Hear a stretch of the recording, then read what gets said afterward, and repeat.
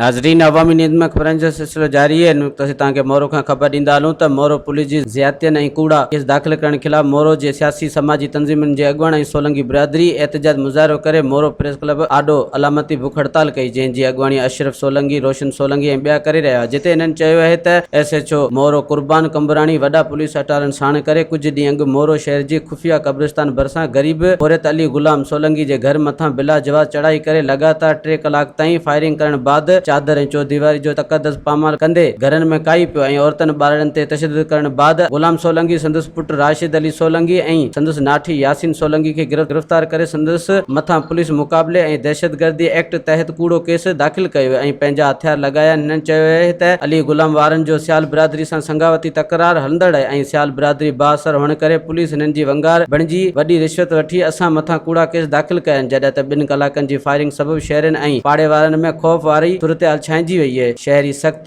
परेशान रहिया आहिनि। हिननि चीफ जस्टिस ऑफ पाकिस्तान, वज़ीर आला सिंध, IG सिंध, DG शहीद बेनज़ीराबाद, SSP नौशरो फेरोज़ समेत ॿियनि वसवारनि खां अपील कई आहे त मोरो में दुकान ते मज़ूरी कंदड़ ऐं पोरियत अली ग़ुलाम सोलंकी, संदसि पुटनि ऐं नाठी मथां दाख़िल कयल कूड़ा केस ख़तमु करे हिननि सां इंसाफ़ कयो वञे। वधीक ख़बरनि ऐं तफ़सील जे लाइ विज़िट कयो असांजी वेबसाइट awamiNewsHD.com ऐं ॾिसंदा रहो अवामी न्यूज़ HD।